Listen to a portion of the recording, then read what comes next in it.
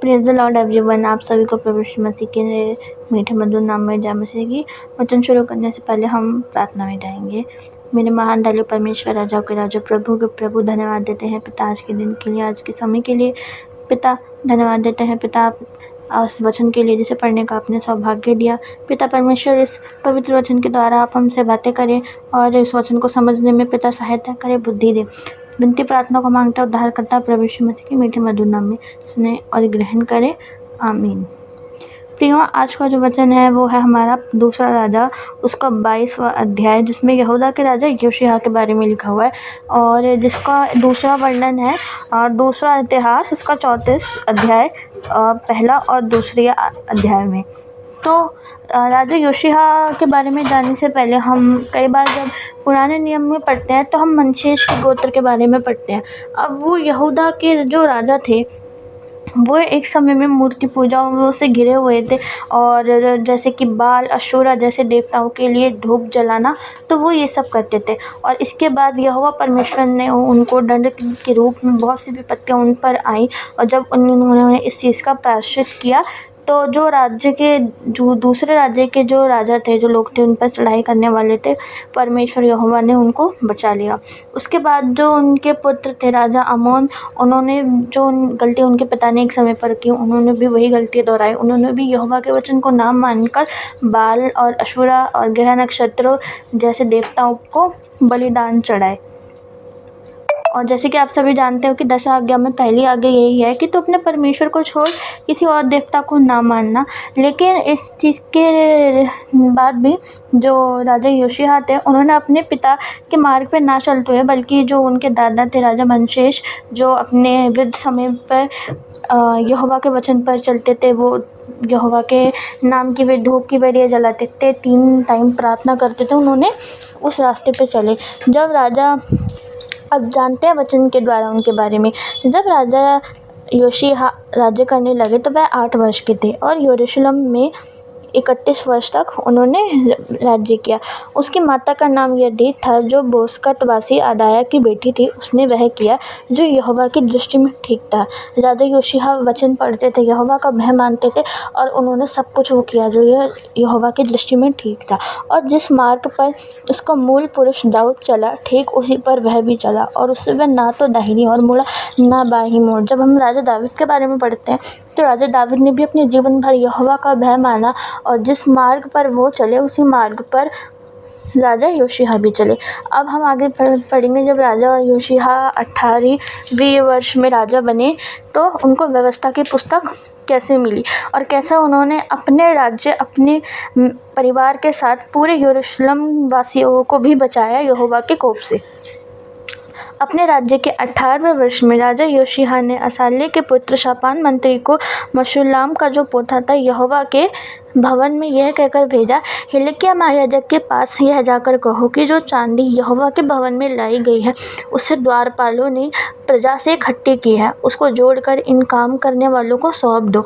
तो जब यरूशलेम का जो मंदिर था, जो बहुत ज़्यादा उबड़ खाबड़ था, वो उसकी मरम्मत करवाने के लिए राजा योशिय्याह ने महायाजक हिल्किय्याह को बुलाया ताकि वो उन लोगों को आज्ञा दे, बाकी जो भवन में काम करते थे और जो चांदी थी उससे महल की मरम्मत हो सके। और जब द्वारपाल ने प्रजा से चांदी इकट्ठी की, उसको जोड़कर उन काम करने वालों को उन लोगों ने सौंप दिया जो यहोवा के भवन के काम पर मुखिया हैं। फिर वह उसको यहोवा के भवन में काम करने वाले कारीगरों को दे, इसलिए कि उससे जो कुछ टूटा फूटा हो उसकी वह मरम्मत कराए। यानी कि जैसे कि वचन में लिखा हुआ है कि जो महल में टूटा फूटा था, राजा योशिय्याह ये चाहते थे कि वो सब कुछ सही हो जाए और वो जो भवन है वो फिर से यहोवा की आराधना के योग्य हो जाए। अर्थात बढ़इयों, राजमिस्त्री और जो संगत राशों थे और भवन की मरम्मत के लिए उन्होंने लकड़ी और गड़े हुए मोल पत्थर भी लेने में मतलब सहायता की। परंतु जिसके हाथ में वह, और राजा योशिय्याह ने एक और आज्ञा दी थी कि वह चांदी सौंपी जाए, उनसे हिसाब न लिया जाए, क्योंकि वह काम सच्चाई से करते थे। मतलब वो जो बढ़इये राजमिस्त्री थे जो भवन में इन सब चीज़ों को करते थे, वो सच्चे लोग थे, परमेश्वर के चुने हुए लोग थे, तो उनसे किसी प्रकार का हिसाब न लिया जाए। हिल्किय्याह महायाजक ने शापान मंत्री से कहा कि मुझे यहोवा के भवन में व्यवस्था की पुस्तक मिली। अब जब ये सब चीज़ें हो रही थी यहोवा की मर्ज़ी के द्वारा। तो एक दिन जो हिल्किय्याह महायाजक थे उन्हें शापान मंत्री से ये बोला कि मुझे ना यहोवा के भवन में एक पुस्तक मिली है। तब हिल्किय्याह ने शापान को वह पुस्तक दी और वह उसे पढ़ने लगे। तब शापान मंत्री ने राजा के पास लौटकर यह संदेश दिया, जो चांदी भवन में मिली और तेरे कर्मचारियों ने थैलियों में डालकर उनको सौंप दिया। तो पहले तो उन्होंने ये बताया कि उनको व्यवस्था की एक पुस्तक मिलने से पहले जो चांदी मिली थी उस जगह उन्होंने वो कर्मचारियों को सब कुछ सौंप दिया जो यहोवा के भवन में काम करने वाले थे। फिर शापान मंत्री ने राजा को यह भी बताया कि हिल्किय्याह महायाजक उसे एक पुस्तक दी है। वह शापान उस राजा को पढ़कर सुनाने लगा। वो जो पुस्तक थी, जो शापान मंत्री थे उन्होंने राजा योशिय्याह को वो पुस्तक पढ़ के सुनाई। व्यवस्था की उस पुस्तक की बातें सुनकर राजा अपने वस्त्र फाड़े। यहाँ पर वस्त्र फाड़ने से ये वर्णन है कि जब पहले के लोगों के पास कोई ऐसी परमेश्वर की जो वाणी होती थी, भविष्यवाणी होती थी या आज्ञा होती थी कि जो दुखित होती थी या फिर उनके राज्य के ऊपर कोई विपत्ति आने वाली थी, तो वो दुखित होकर, शोकित होकर अपने जो वस्त्र होते थे, जो उनके वस्त्र होते थे, तो वो फाड़ते थे, सर पे मिट्टी डाल के दुखित होकर वो प्रार्थना करते थे। तो इसी प्रकार राजा योशिय्याह ने भी ये किया। फिर उसने हिल्किय्याह याजक, शापान के पुत्र अहीकाम, मिकायाह का पुत्र अकबोर, शापान मंत्री और असायाह नामक अपने एक कर्मचारी को आज्ञा दी। मतलब जो भी कर्मचारी थे, शापान मंत्री, हिल्किय्याह महायाजक, जो भी सब थे, उनको यह आज्ञा दी, यह पुस्तक जो मिली है उसकी बातें के विषय में तुम जाकर मेरी और प्रजा की सब यहूदियों की ओर से यहोवा से पूछो, क्योंकि यहोवा क्यों की बड़ी ही जलजलाहट से हम पर उसके यह कोप भड़का है कि हमारे पुरखों ने इस पुस्तक की बातें न मानी कि जो कुछ हमारे लिए लिखा है वह उसी के अनुसार करते। अब यहाँ पे उन्होंने सभी जो महायाजक थे तो उन्होंने आज्ञा दी कि तुम जाओ और यह प्रजा के लिए और मेरे लिए तुम यहोवा से इस बात को यहोवा से पूछो, यानी कि प्रार्थना के द्वारा पूछो कि प्रभु इस पुस्तक का क्या मतलब है और ऐसा हमारे साथ क्यों होगा। तो फिर उन्होंने राजा योशिय्याह ने भी ये भी कहा कि यहोवा की बड़ी ही जलजलाहट के कारण जो कोप है वो हम पर भड़का है, क्योंकि हमारे पुरखों ने इस पुस्तक में लिखी हुई बातों पर वर्णन नहीं किया। यानी कि हमारे जो वो राजा योशिय्याह ये कहना चाहते थे कि जो उनके पुरख थे वो यहोवा के मार्ग पर ना चल के बाल और अशोरा जैसे देवताओं को पूजते थे, उनके लिए धूप और वेदी जलाते थे, अपने बच्चों की भी बलि चढ़ाते थे और इसी वजह से यहोवा का कोप उन पर भड़का। हिल्किय्याह याजक और अहीकाम, अकबोर, शापान और असायाह ने हुल्दा नबी के पास जाकर उससे बातें की। वह उस शालूम की पत्नी थी जो तिकवा का पुत्र और हारिस का पोता और वस्त्रों का रखवाला था, और वह स्त्री यरूशलेम के नए मोहल्ले में रहती थी। अब यहाँ पर हमें एक नई बात पता चलती है कि हुल्दा नबी एक ऐसी नबी थी जिनका जिक्र बाइबल में फीमेल प्रॉफिट्स के तौर पर दूसरी या तीसरी बार आया। पहली स्त्री तो वो थी, जब हम पढ़ते हैं तो मूसा की जो बहन थी मरियम, वो थी पहली नबी बाइबल में। उसके बाद हम डेबरा के बारे में भी पढ़ते हैं जो इज़राइलियों को लीड किया था, और उसके बाद हम फीमेल प्रॉफिट्स के रूप में पढ़ते हैं हुल्दा नबी को, जिनके पास ये वचन आज्ञा पहुंची और उन्होंने उस वाचा की पुस्तक से, उस व्यवस्था की पुस्तक से, द बुक ऑफ लॉ से यहोवा की जो इच्छा थी वो सब बताई, जो उस समय के नए यरूशलेम के नए मोहल्ले में रहती थी। उसने उनसे कहा, इज़राइल का परमेश्वर यहोवा यूँ कहता है कि जिस पुरुष ने तुमको मेरे पास भेजा उससे यह कहो, यहोवा यूँ कहता है कि सुनो, जिस पुस्तक को यहूदा के राजा ने पढ़ा है उसकी सब बातों के अनुसार मैं इस स्थान और इसके निवासियों पर विपत्ति डालने पर हूँ। अब यह वचन उन तक पहुँचा कि इन लोगों के कारण मैं इस स्थान, उनके पूर्वजों के कारण मैं इस स्थान, इस राज्य और इस राजा पर विपत्ति डालने पर हूँ, क्योंकि इन लोगों ने मुझे त्याग कर पराये देवताओं के लिए धूप जलाया और अपनी बनाई हुई वस्तुओं से मुझे क्रोध दिलाया है।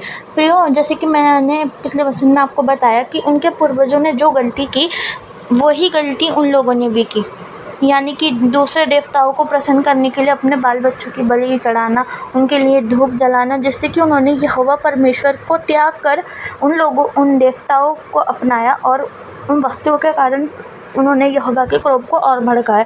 इस कारण मेरी जलजलाहट इस स्थान पर भड़केगी और फिर शांत न होगी।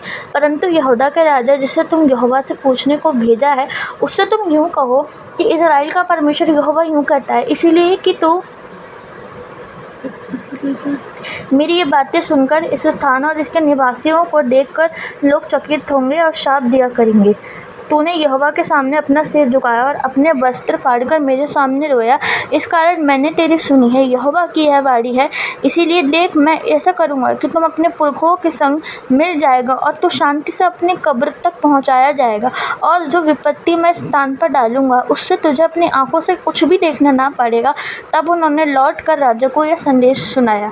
तो हम यहोवा का प्रेम देखते हैं हमारे लिए इस वचन में कि एक तरफ वो हमारे पुरखों की जो दंड है वो राजा योशिय्याह पर देने जा रहा था, पर जब उन्होंने राजा योशिय्याह का नम्र हृदय देखा कि वो सिर्फ अपने आप को या राज्य को नहीं, वो प्रजा को भी बचाना चाहता था, तो परमेश्वर ने उसके जो पूर्वजों को जो दंड उसको देना जा रहे थे प्रभु ने दंड नहीं दिया, बल्कि ये कहा कि मैं इस जगह को नष्ट करने पर हूँ, पर तू मेरे सामने गिड़गिड़ाया, रोआ, अपने वस्त्र फाड़े, मेरे सामने नम्र हुआ और तू मेरा भय मानता। इस कारण तू अपने पुरखों के संग जा मिलेगा और तू शांति से अपनी कब्र तक पहुंचाया जाएगा।